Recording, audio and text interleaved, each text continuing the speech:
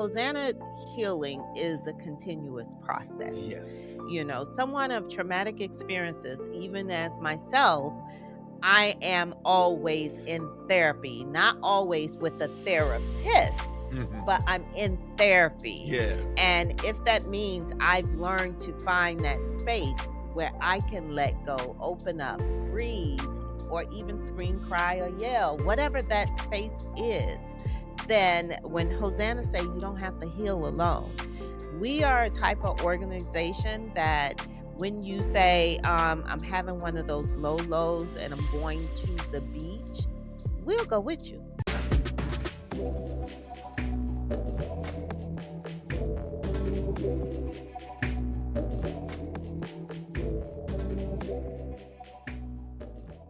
Hello, and welcome back to another great episode of Love Speaks. My name is Francois, your host, and I'm flying a little solo today because Lakeisha has other things that she's trying to complete. So we wish her love right where she is. But we appreciate you that you showed up to another great episode in season 2 of Love Speaks. Thank you for riding with us. Do us a favor. Make sure you always click share, like, and most importantly, subscribe. We are on all of your platforms, and we would love to have you notified every time we are on the air. As a matter of fact, let me include something else. Love Speaks is going to do is doing a few things differently. So I hope you have been tuning in to our other version of Love Speaks, which is Love Speaks Unplugged, where we have our live audience. You're able to chat right in the chat, and we can respond right to you.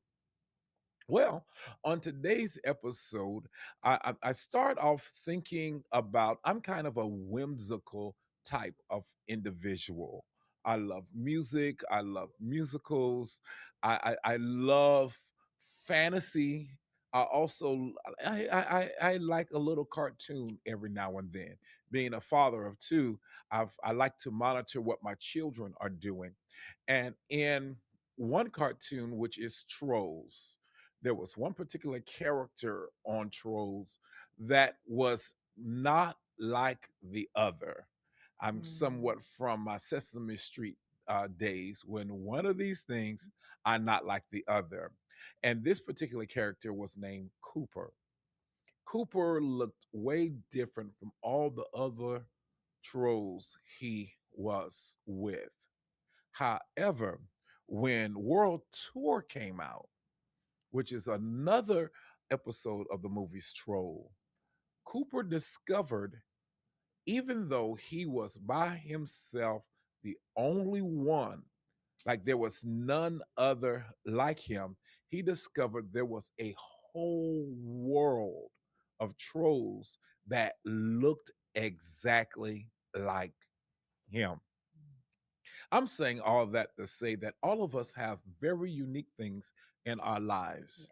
And these unique things in our lives can sometimes single us out and make us feel as if we are alone and we are by ourselves.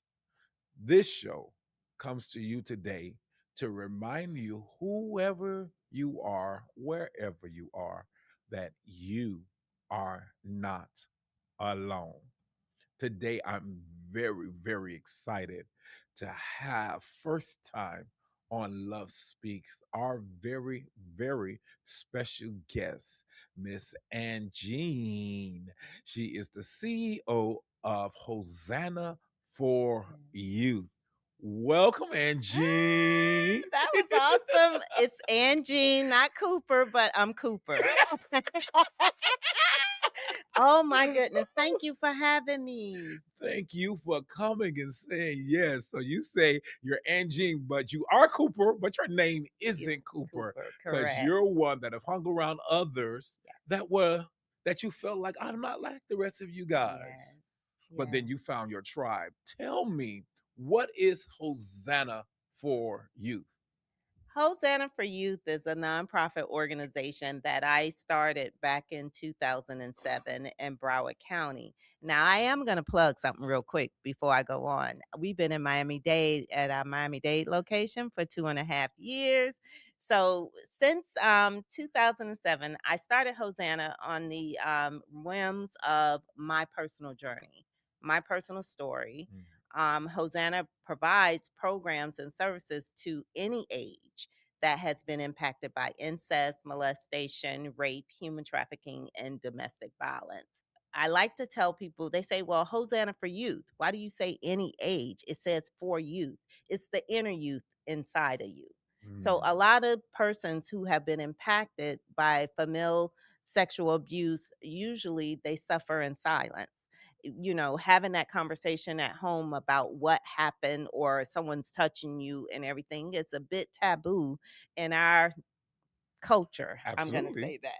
So it's better. They say, well, what happens in his house stays in his house, Yes. or this is our secret, or, don't shame our family and things like that. So when I started the organization, I wanted to create a platform for everyone to have a space to know that that inner child can be healed and Mm. you can have a more sustained life, knowing that you are worthy, you are loved, you are supported with the organization and the people around.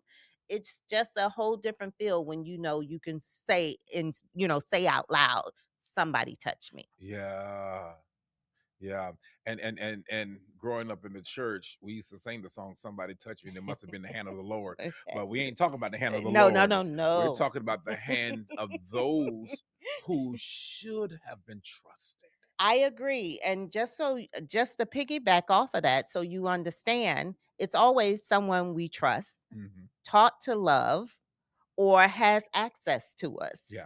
And that doesn't just mean family. Sometimes it's trusted family friends. Sometimes it's those that the parents or the guardian or whoever has gave permission their children access to these adults that they know nothing about their background, they know nothing about their I'm gonna say pedophile ways, or they heard some stories but they don't address it, Yeah. so it puts children in harm's way. Absolutely. Thank you for the hard work that you're doing. I in most mental health, it is always important to address childhood trauma. Yes. So your organization being Hosanna for Youth is not just geared to underage individuals, No. but for those who were impacted Yes. at an underage. Sometimes my Yes. mind gets a little creative. No, that's And it. so it's like I'm looking at youth as Hosanna for you to heal. Oh, I like That that. UTH. Hey, you just gave me how them children do. Okay, that clock that Oh, I love that. I love it. it's that youthful part because sometimes adults are just trapped children. I'm still in that. I'm just letting you know on camera so y'all don't come for me. Don't come. Look, when somebody said, if my gun foot fits your bullet, shoot. I mean, my bullet fits your Your gun, gun shoot. shoot. Yes. Yeah, so I love that. So you don't have to stay trapped. You don't. You There don't. are there is help and resources. Oh, this is so good. So, what life experiences shaped your passion for helping survivors and families? The life experiences for me, I'll explain this and I'm going to go way back. Yes. Okay. Because a lot of times in this line of work or in this era, we don't talk about what the traumas are. Everybody want to say traumas, but they Hmm. won't explain it. Exactly. Okay. So I'm going to explain mine and Yes. tell you how I got there. By the age of 14, I was a pregnant teen. Okay. Okay. I was sexually molested at 8.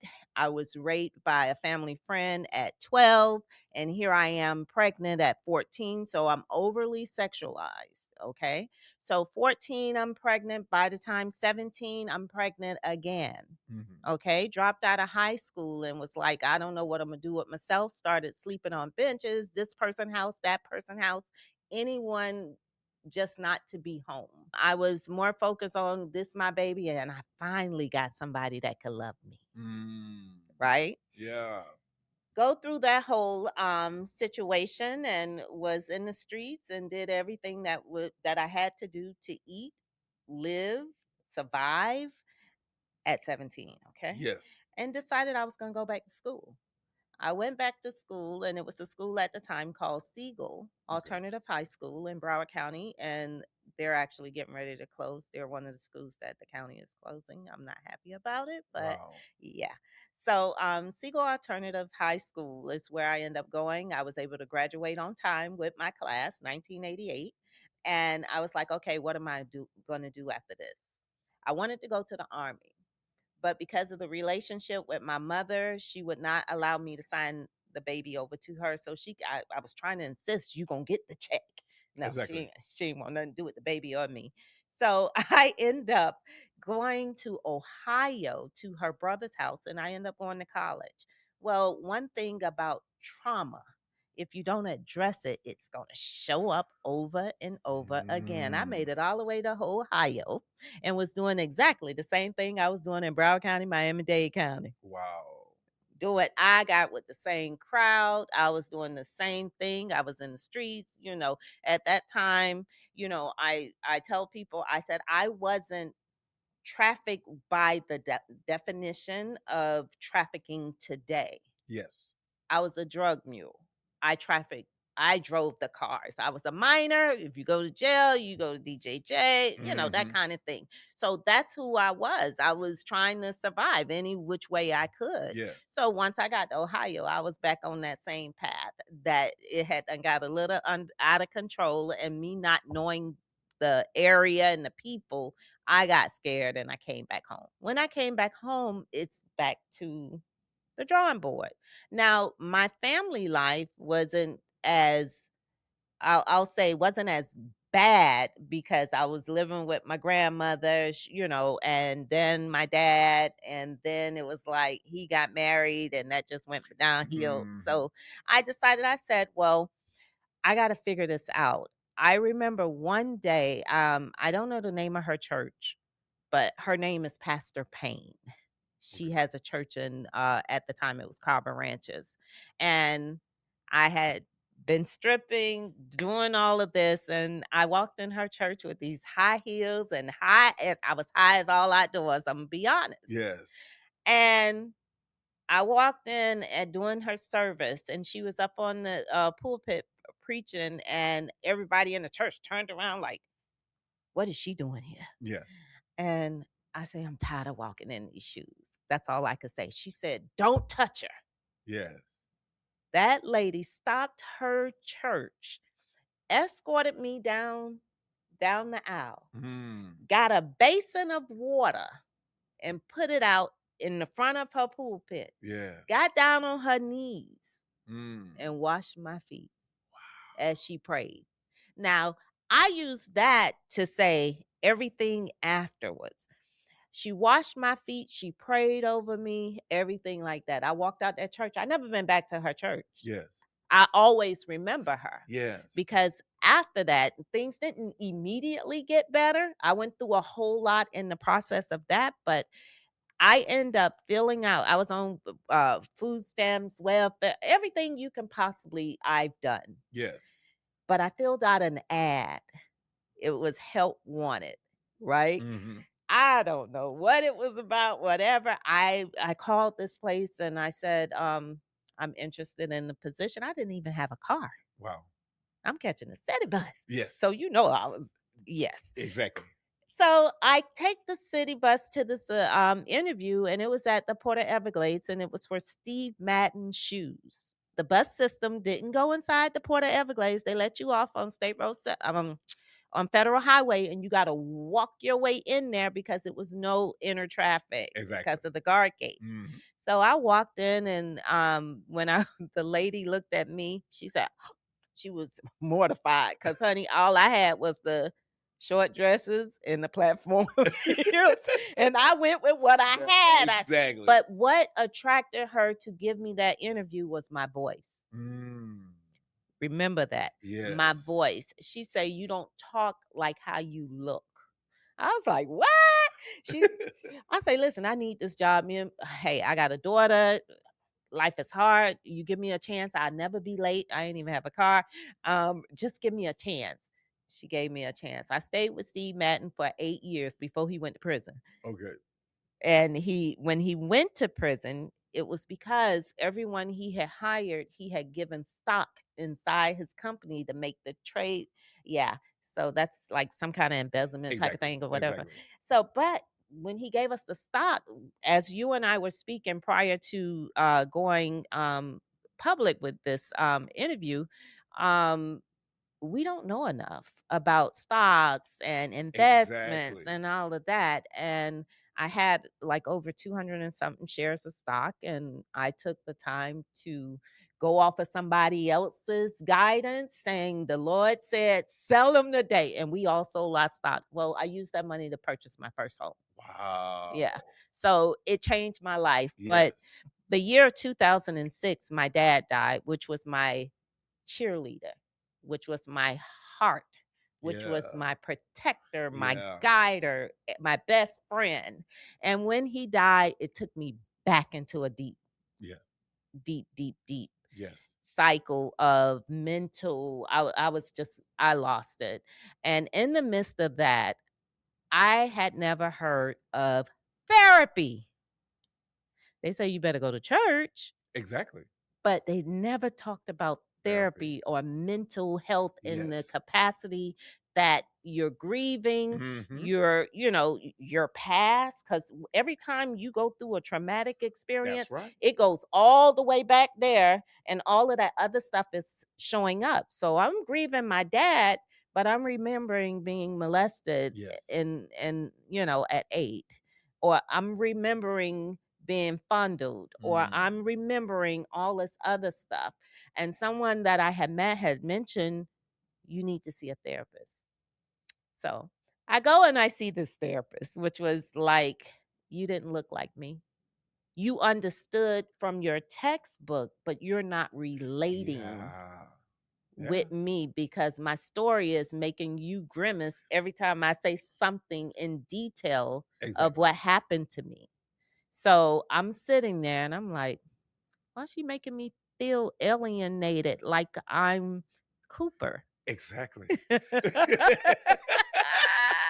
Yes. So I'm sitting in there and I'm explaining, not explaining, but having conversations just like how you and I Exactly. are right now. And I'm like, well, in more detail of events that happen. Yes. And she's like giving me the technical way of dealing with it and stuff. And I'm not going to say it didn't work, but it was good to let it out. And that's Exactly. when it clicked in me. Therapy isn't like a magic tool. It's not. It's a way of speaking up. Once you talk about it, it doesn't matter who's on the other side of that, Yes. whether they got a PhD, That's right. it's what makes you feel comfortable enough that you feel that you can share every detail. Yes. And to be able to express that makes it different than Hmm. how it shows up for you when you hear it again, when you keep going Exactly. back and all that stuff. So in the midst of that, I was telling a friend girl, and she was like, well, do something for at-risk youth. I said, I think I want to do something because why does it seem like I'm the only person this has happened to? Exactly. And she said, well, maybe we need to set you up to go talk at churches and share your story, because the more you share your story, it seemed like you feel better. Yes. Like now I can say that, I've been touched Hmm. and I don't feel like I'm not worthy or I'm Exactly. too ugly. I can recall as this therapy session is going on, one of the things I was born in 1970. One of the things that I was told is you're black. You too black. You ugly. Mm. Because back then in that era as a teenager, light skin was in, honey. If you Exactly. was light, you was right. And we dark skinned girls didn't. So that was a hard thing for me. Hmm. I didn't look in the mirror. Wow. I avoided mirrors. I thought my behaviors were bad, and they never address Angine, your behavior is bad. They say, Angine, you You. are bad. Mm. Angine, you are ugly. So Yes. that stayed with me, and it made me think that I wasn't good enough. Wow. So in the therapy, all of this stuff is coming out, and having a conversation with my friend, and she goes, well, maybe you need to do something for at-risk youth. Once I kind of put it together, Yes. I was like, I don't want to make it so broad for, when you say at risk Exactly. could be anything. I say, I want to just talk about where I've been Yes. and stay in that lane. So, incest, molestation, rape, human trafficking, domestic violence. Yeah. And people ask me, well, why domestic violence? I say, do you realize that back then when your mom and dad was arguing and fussing and fighting in y'all house, that it wasn't just whoever the abuser was impacting, the next person, it was everybody in the house. Yes. The children got their own perspective of what that looked like or Exactly. how it made them feel or, what they endured during that time. I say that was total chaos, and it played a part in my whole life because love told me love's supposed to hurt. Exactly. Until you could distinguish what is the things that make you think the way you think, behave the way you behave, show up how you show up, then you got to do some work, some inner Yes. work.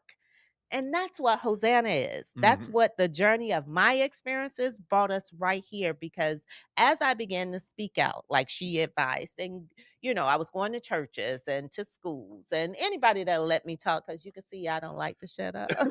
It is good. It's good. So as I was going out, they wouldn't raise their hand and say, hey, it's me you're talking That's about, right. but they'll pull on me That's right. and say, can I talk to you for a minute? Mm. And as time went on, we have served up into this day over 2,500 families. Wow. That's not a wow for me. Listen, it's not a wow. It's Yeah. a oh my God. Yeah. Because sexual behaviors within families need to be addressed to protect. Yeah. It needs to be addressed to protect all of the other ones that's to come. Yeah. If you never admit that Uncle so and so or Auntie so and so did these things, guess what? The predator is still going to do it. Exactly. And I think it's so important to have the tools to teach and that's as me raising my young children. That's one of the things I often try to work on is Mhm, I want to be attentive to their behavior and things of that sort. Years ago, I remember talking to a mother mhm, who her daughter, I believe, was touched by a family member. mhm, And she wanted to tell her mother, mhm. but she was afraid to tell her mother because her mother said, if anybody touch you, I'm going to kill him. Well, I'm going to speak on that for you. Hmm. And I'm going to tell you, in the years of 19 years sitting as the founder and CEO of Hosanna for Youth, Yeah. 99% of the time that when we have parents that, take that stance or have a stance against their children for whatever reason that something has Exactly. happened, usually they're Exactly. survivor They're exactly. themselves. And that was one of the pivoting moments for me to change that for youth from an age thing to an inner thing, Yes. because it took me, I'm 56 now. I done gave y'all all my business. I'm 56 now, and it took in my give and take, I'm gonna say I had to be about early 40s to really understand the trajectory of my life. The state took me from my mom at 8, and I was supposed to go into foster care. But instead of going to foster care, my grandmother pulled up. Now, the story about my grandmother is, just hear me real quick. Yes. My name is Angine Cornelia Moss. My grandmother name is Angine Cornelia Moss. Her birthday is March 28th.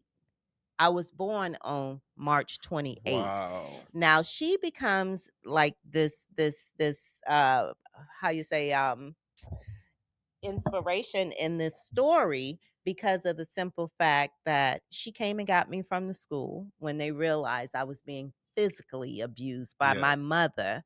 And that day, I could still remember the principal saying, "Go to class." And I snatched away. When I snatched away, they say, "Oh, she being fast." Yes. I wasn't being fast. It hurt. Exactly. When she got to the class and I took my shirt and lifted and showed her, then everything just broke loose. I was gonna say all hell broke loose. It did. And that's how I got in to live with my grandmother. Exactly. But in my early 40s is when I realized the story, the secrets, family secrets. Yes. Hosanna say all the time, no more family secrets. The Yes. family secrets that created this person that you see before you, and the testimony, I guess, or that I'm sharing with you is I now know that I am a product of rape. Mhm. My mother, the see me, Mm. was a constant reminder of her own trauma. Wow. You get it? So when Yes. people say your purpose and your destiny, it's already written for you. I'm like, why you gave me this one? You could have gave me another one. I would have liked to be a singer. Why did I get this? But Exactly. yes, it's my story. So it's like it was predestined for me to be sitting with an organization that's providing these services, to know that my own backstory before I Yes. even knew, and now everybody dead and they can't answer any questions. Yeah. So that's the story. Which is so interesting. And I really want to talk a little more about your organization, but your story itself Yeah. is very powerful. Do you have a book? Oh God. So It's time to start penning it if you don't. no, it's coming. I think the part that has been hindrance for it to happen is, again, that little part that you just don't know what to do next. Exactly. And that's the only thing. I mean, I can tell it all day long. I have the proof and everything, Exactly. but it's like, okay, now how do these people write these books so quick? Like, We okay, connected too now well. we say author. Okay, I'm sorry. I'm sorry. And so, but it speaks of arranged marriages, Yeah. Mhm.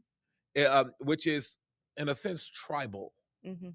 Mhm. So it speaks of so many different platforms. But just to back up just a little bit, so you went to therapy, even though you felt like Cooper in therapy, however, you got a voice in Mhm. therapy to actually express Yeah. everything that you have been through. And as a result, you developed Mhm. your voice, Yes. shared your voice, which is giving other people their voice back. Giving them the hope to see that it's possible. I Yes. mean, I tell people all the time, what you think of yourself is who you will become. Saying that, I had to rethink all the things that I was told I was and who I was, and I Yes. created a whole different person, but we'll talk about her later. This is so good, so Yes. good. And so now you have your organization, Hosanna for Youth. And I know Hosanna means save Yeah. or save us. Mhm. And so it's like save us Mhm. for things that happen within our youth. Mhm. And you are providing advocacy. Advocacy, resources, and support services. I love it. Yeah. And preventative measures as well, Good. because that's one of the things that we do a lot of, is speaking with families in group settings or schools or wherever about the tactics of grooming. That's one part of this whole vicious, ugly cycle that people don't understand. Grooming can look loving. A vulnerable child, one of the things they want to feel is seen, heard, or whatever. And sometimes in our most public places is where the perpetrator has access to us. And when Yes. I say that, and I'm gonna say the church is one of them. Yeah. I recall when I first started the organization, I'm a member of Hope Outreach Love Center in Fort Lauderdale under Pastor Lloyd, Bishop Lloyd. Um, and when I first started the organization, I went to him and I said, you know what? we don't have any really check and balances for the people that are in positions in the church. They come in, they show themselves faithful, and we make them deacon,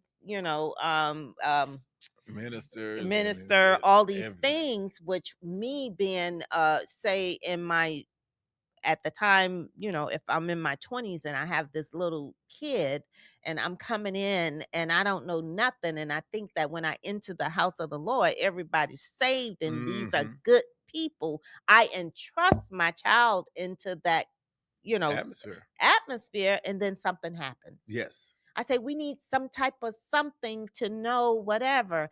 Then I fast forward. One of my thing is with the school boards. Yes. When someone is violated by someone in a position as a teacher, a coach, whatever, whatever, if they foundings come back that they don't have enough evidence to Exactly. to and what's the word I'm trying to find, instead of saying accuse, they don't have enough evidence to prosecute. Yes. Then it was just an accusation and it get washed away. The teacher get moved to a different school or a different position and they stay. I want to change all of that. Yes. I think that if you've been accused as a parent, I need to know that this even happened, but Exactly. it's not shared. We don't know. We Yes. don't know in the church. We don't know in the schools. We don't know in our families because we'll rather keep it a secret to keep Exactly. the peace amongst, but then somebody else get touched and then Yes. what? So, Exactly. And you're right. This church should be a safe place. School should be a safe place. Nursing homes mhm. should be a Yeah. safe place. Your work environment should be a safe place. But like you said, uh, there have to be some type of measure that shows us, you know, if you were accused, is this by coincidence or not? Let's evaluate what led up to where we are now. Because, like you said, Mm. most of the things come from the youth. So, behaviors today, and if we look at a young person who's acting out, we have to do the research and say, I need to know your behavior used to be sweet. You're not so sweet anymore. Mhm. What happened to you?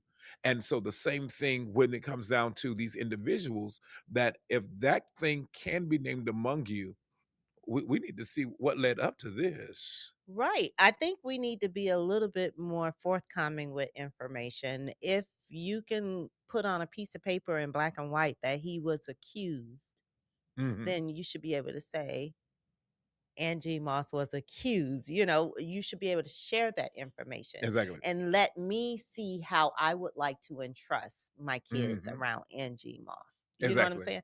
I think that's more so the perspective that I'm going at. Exactly. Just give us the opportunity to know.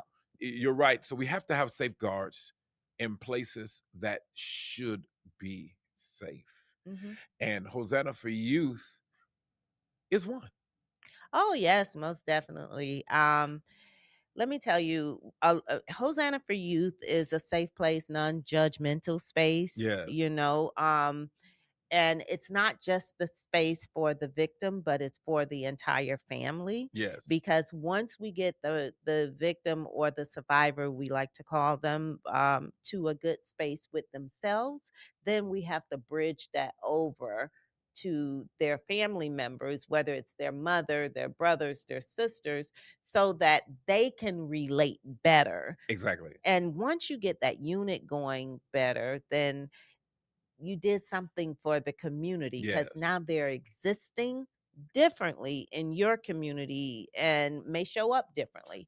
But Hosanna is a very safe space. Good, good, good. Transparent and all that. So I was perusing your website and I came across a statement that really just caught my attention. It said, no victim will ever have to heal alone. No. Mm-mm. No victim will ever have to heal alone. And I think it is so important for healing to take place. My thing is that I'm a little curious about is that some people claim to be healed, Mhm. but their actions show that they're still tender. Can you heal wrong? You can heal wrong. And I'm going to say this. Certain words the culture takes and they take it too far. Mhm. This mental health, the healing, that they so I'm going to explain for Hosanna. Yes. Hosanna healing is a continuous process. Yes.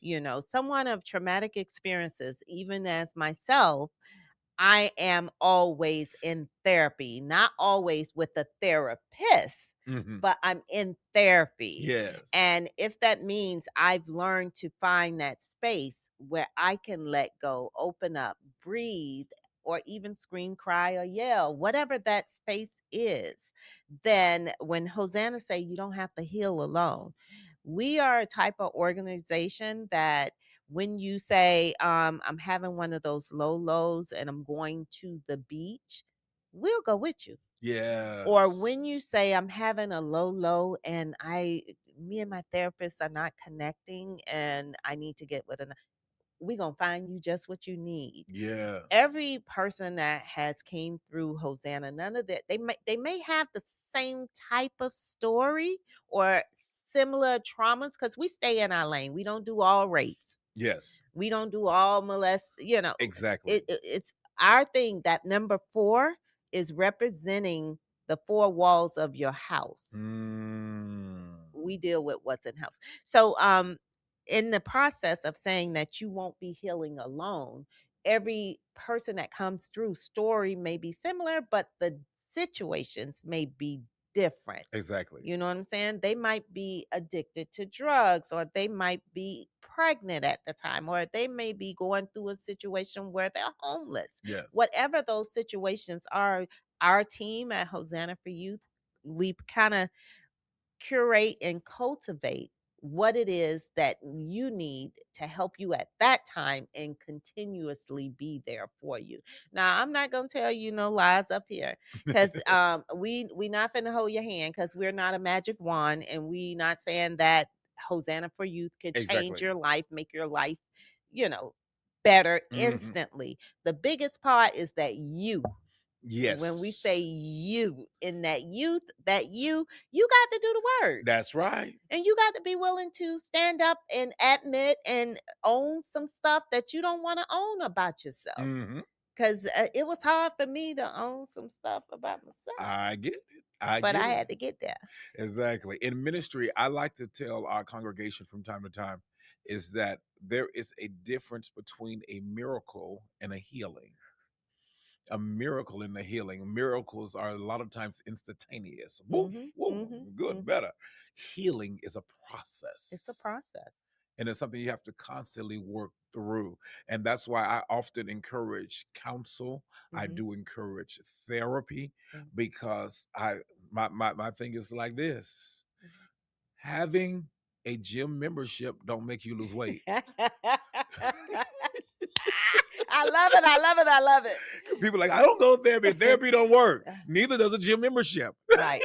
Exactly. You have to go to the gym, put in the work with the tools that they have provided you. Exactly. And therapy Exactly. should provide tools Yes. to help you along your healing journey. Yes. It's not the magic pill Exactly. that resolves all your issues, Mhm. but you have to apply those tools. You got to work them You out. got to work them out. And just to say this for Hosanna, I'm not for Hosanna. My own words is I'm a size 5.5 shoe. Your walk may be different than mine to find your journey, your healing, what it Exactly. is you need. You got to find what works for you. Is where I'm going Absolutely. at. That's absolutely. You have to find what works for you and create the support system that you need, that you can realize that in those low times, oh, wait a minute.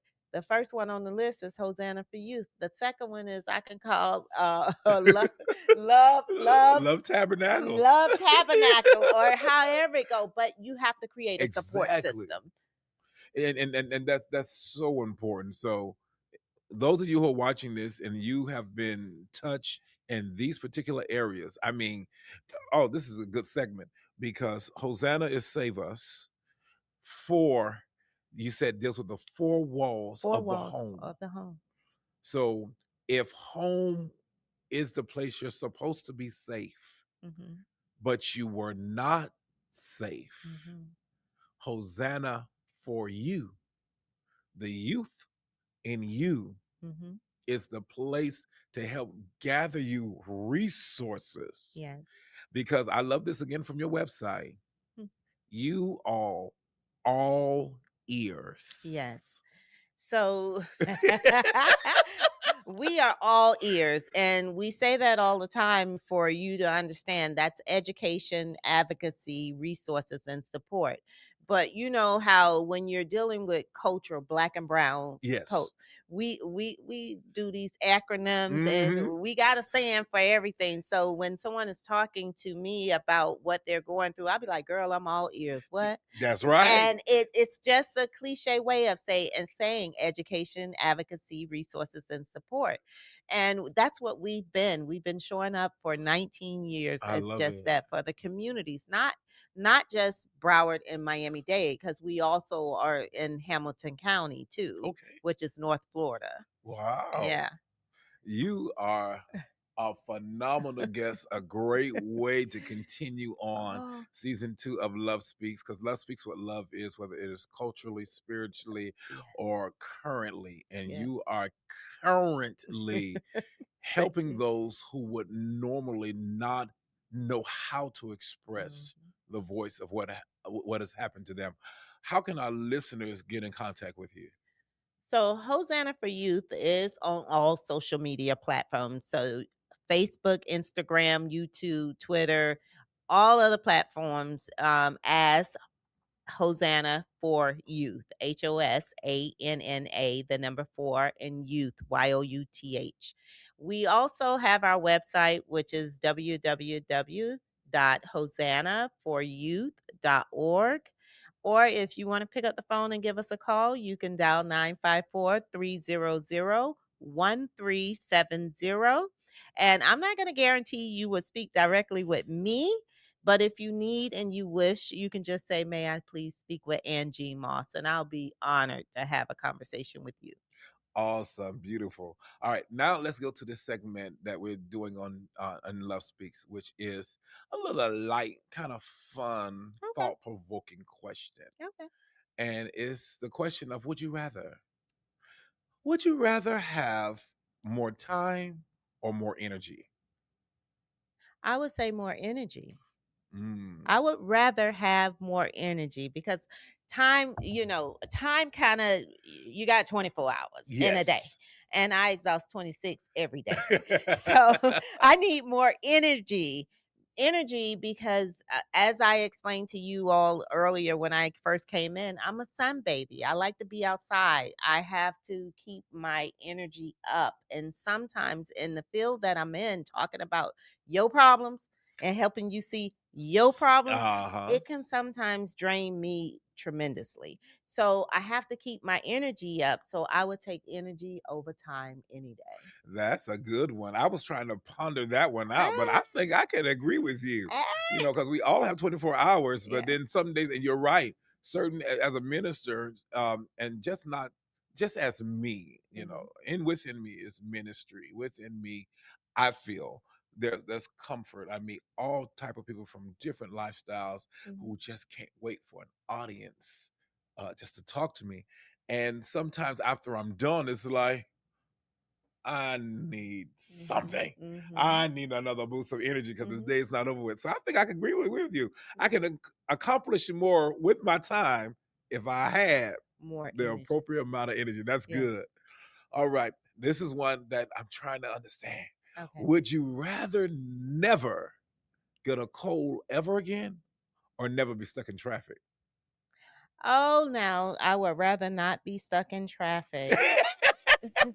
No, seriously, I am highly considering, my retirement, right? Yes. And with our location in Hamilton County, that's like the country. You got trees, you got wide roads, you got nobody else on the road, and you got to breathe. You can let your window down. Yes. Yeah. So I am anticipating that being my everyday, not what I endure, not what I endure every Here in South day. Florida, of course. Woo! I anticipate. I hear you. I work in transportation. I'm in traffic every day. So I feel you. I can use a sick day every now and then. So it's like, bring on the cold. Yes. Yes. Bring on the cold. Miss Angine Moss, this is absolutely awesome. You are a breath of fresh air. Thank you. I appreciate and Thank value you. your story Thank and you. being able to come here on Love Speaks to share your story. Truly, you are Thank you. passionate Thank about your work that you're doing. So please be encouraged. Thank You are you. saving lives of those Thank you. who didn't even realize they need saving. Oh, thank you. And I love the fact that you expand across the board. It's not just young girls or ladies, but it's Everybody. anyone. Men, women. Exactly. Yeah. Because it's taboo. It Yeah. it doesn't happen to everybody. It only Mhm. happens to this group of people. And that's not the truth. It happens to the rich, the poor, male, Everybody. female. It doesn't discriminate at all. So if you are a youth or you are experiencing something in youth and you're still trying to cope, Hosanna for Youth is all ears. They are all ears. Thank you for joining us on this episode of Love Speaks. Until next time, don't forget to like, share, and subscribe. Love Speaks is what love is. Love is culturally, love is spiritually, love is connective, and love is current. And so we're so grateful to have you here. So do us a favor, like, share, subscribe on whatever platform that you have, and hit the notification button. So every time that we come on, hey, we are here. Every week we're releasing a new episode of great information, and we want you to be a part of it. We do all this with you in mind.